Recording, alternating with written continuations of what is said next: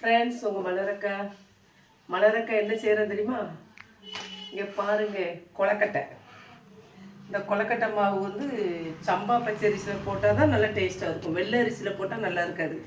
சம்பா அரிசி இல்லைன்னா கொடியில் அரிசி. நான் இப்போ வந்து சம்பா அரிசி 1/2 கிலோ வாங்கி அதுலேயும் கொஞ்சம் மாவு எடுத்து வச்சாச்சு. கொஞ்சோட உப்பு போட்டு பிணையக்கூடாது. இப்படி பிணைஞ்சி இப்படி உருண்டையாகவும் பிடிக்கலாம், இப்படி குச்சாவும் பிடிக்கலாம். பிடிச்சி வச்சுக்கிட்டு இந்த பார்த்தீங்களா தேங்காய் இது வந்து உப்பு போட்டு பிணையாமல் வெந்நியை கொதிக்க வச்சு இந்த வேகிறது பார்த்தீங்களா ஃப்ரெண்ட்ஸ். இந்த வந்துட்டு கொலக்கட்டை ரெடி. இந்த கொலக்கட்டையை அப்படி எடுத்துட்டு இந்த பாலை வந்து வேஸ்ட் பண்ணிடாதீங்க. எங்கள் அம்மா சொல்லுவாங்க, இல்லை தேங்காய் உடைக்கம்ல அந்த தண்ணியை ஊற்றுவாங்க. அது வந்து இந்துக்களில் வந்து விரத கொலக்கட்டைன்னு சொல்லுவாங்க. அது ஆம்பளைங்க சாப்பிடக்கூடாதுன்னு. அது சாமி கும்பிட்ற கொலக்கட்டை. அந்த கொலக்கட்டையில் சொல்கிற கதை இருக்குது பார்த்தீங்களா, சூப்பராக இருக்கும். சொல்லம்மா சொல்ல கொட்டக்கூடாது. சொல்லம்மா சொல்லுன்னு சொல்லணுமா என்ன அந்த கதையில்.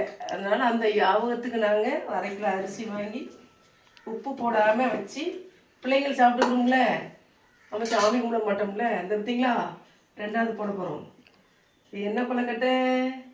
வெந்நி கொலக்கட்டை. இதில் ஏலக்காய், சீனி, பால் போட்டோம்னா பால் கொலக்கட்டை. இது சிம்பிள் வேலை, ஈஸியாக ஏதாவது திங்கமான இருக்கா. இந்த ரெடி.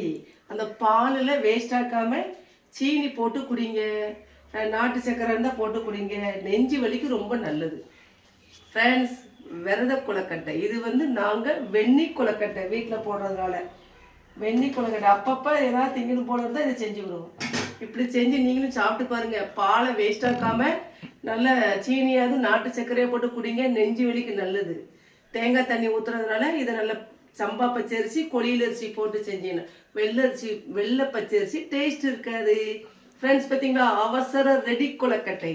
நீங்களும் இப்படி செஞ்சு பார்த்துட்டு தேங்காய் கடிச்சு திங்கணும். ஒரு கொலக்கட்டை இருக்கா, ஒரு கொலக்கட்டை கொஞ்சம் தேங்காய் இப்படி கடிச்சுன்னா சூப்பராக இருக்கும். செஞ்சு சாப்பிட்டு பார்த்துட்டு அக்காட கமெண்ட்ல சொல்லுங்கண்ணா. கொலக்கட்டை ரெடி.